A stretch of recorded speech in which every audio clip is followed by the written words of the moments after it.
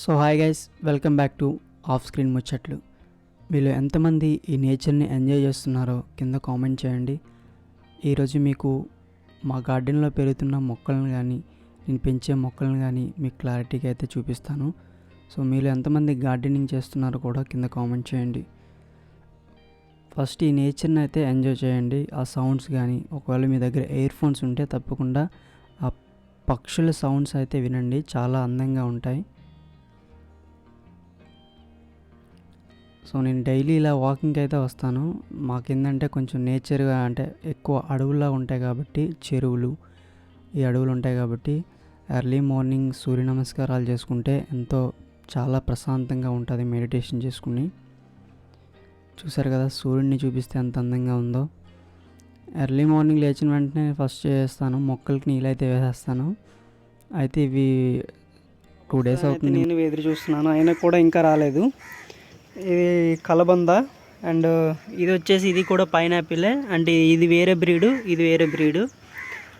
So ఇక లాస్ట్గా వచ్చేస్తే నేను ఇక్కడ రీసెంట్గా అయితే నేను ఇది తమలపాకు చెట్టు అంటారు దీన్ని, అంటే నేను విత్తనం కాదు ఇది వేర్లతో తీసుకొచ్చి వేశాను. అది ఇంకా మనకి చూసారు ఇంకా పచ్చిదనం అయితే ఉంది, గ్రో అయితే అవ్వలేదు. దీన్ని సో ఇది చూసారు కదా వస్తున్నాయి, అంటే చిన్న కాయలు వస్తున్నాయి. ఇది ఒక చిన్న ప్లాంటేషన్ అని పెంచాం. అండ్ ఇంకోటి ఏంటంటే నేను ఈ మొక్కలు వేసుకునేటప్పుడే ఇవి మీకు ఐడియా ఉండుంటుంది,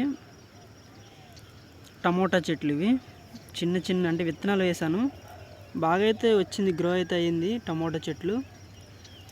ఈ మొక్కలు నాటైతే నేను ఒక 7 days అయితే అవుతుంది. చూసారు కదా ఇది ఆనప, ఇది సో ఇది కాకర, ఇది బీరకాయ. వీటన్నిటిని కూడా నేను ఒక ఎన్ని మొక్కలు ఉంటాయి, 1 2 3 4 5 6 7 మొత్తం 7 మొక్కలు బాగా అయితే వచ్చాయి. ఇవి హైబ్రిడ్ బీడ్ అన్నారు, మనకి నాటు విత్తనాలు అయితే దొరకలేదు. సో దీనికి నేనేం చేశానంటే ఒక 3 కర్రలు పెట్టి ఇక్కడ స్టాండ్ అయితే వేయించా. అంటే మామూలుగా ఇక్కడ అవి పాదులు కాబట్టి మనకి పైకి వస్తాయి కదా, ఈ పైకి వచ్చిన తర్వాత ఒక రోప్ అయితే ప్లాన్ చేసిన. ఈ రోప్ ఏంటంటే చూసారు కదా కంప్లీట్గా నేను 2 తాళ్ళు తీసుకొని మధ్యన జీవేర్తో కంప్లీట్గా మేడపైకి కనబడింది కదా, ఇదిలా కంప్లీట్గా మేడపైకి ఎక్కేస్తుంది.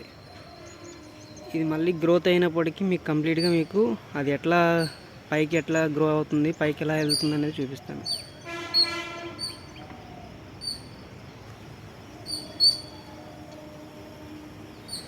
చెట్టుకి ఇంకా కాయ అయితే రాలేదు, పూత అయితే పూయలేదు ఇంకా.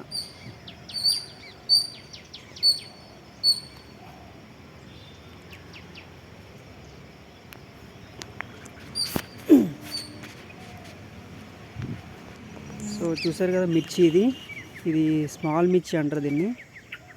చాలా కాయలు అయితే కాసాయి, చూడంతా రెడ్ కలర్లో వచ్చాయి. అంటే ఇట్లా ఏమంటారో మీకు ఐడియా ఉంటే చెప్పండి, ఏ మిర్చి అంటారో.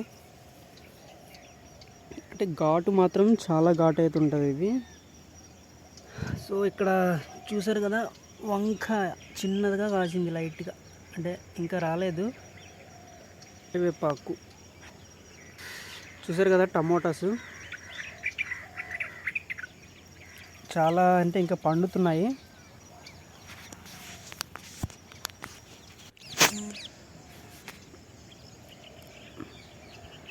ఇవన్నీ కూడా టమోటా.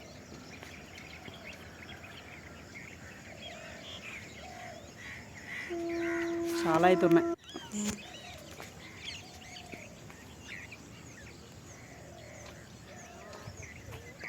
సో ఇందాక మీకు గోంగూర చిన్న మొక్కలు చూపించాను కదా, ఇవి గ్రో అయితే ఇంత హైట్ వస్తుంది మనకి పెద్దగా అయితే. మళ్ళీ ఇవి సీడ్స్ ఉంటాయి కదా, ఇవి విత్తనం అంటే ఈ గింజలు ఉంటాయి, కాయలు. ఈ కాయల్లో మనకు ఆ విత్తనాలు ఉంటాయి, వాటిని మనం హార్వెస్ట్ చేసి మంచిగా నెక్స్ట్ ఇయర్కి అయితే మనం దీన్ని మళ్ళీ నాటు విత్తనాలుగా మనం వాడుకోవచ్చు. ఇది వేరే కాయ అనుకుంటా, అంటే ఇందాక చూపించింది చిన్నది, ఇది కొంచెం పెద్ద కాయ. మామిడి పూత అయితే వచ్చింది.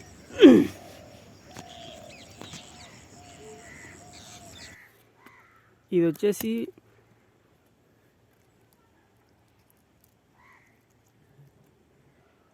బంగినబిల్లి కాయలు ఇవి, చూసారు కదా.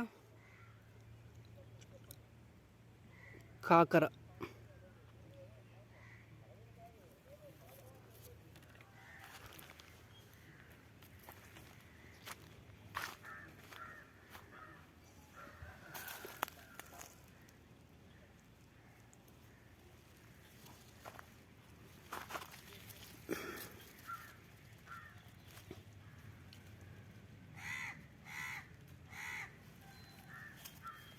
చూసారు కదా బొప్పాయి.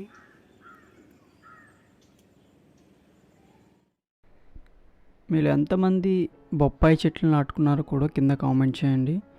ఈ మునగాకుతో డైలీ హాట్ వాటర్లో వేసుకొని తాగితే చాలా బాగుంటుంది. ఇదే మా ఇల్లు, చూసారు కదా.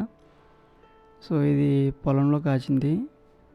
ఇది సాంబార్లో చాలా బాగుంటుంది, పప్పులో కానీ. ఎండి చేప వేసుకుంటే ఇంకా టేస్ట్ అదుర్సు.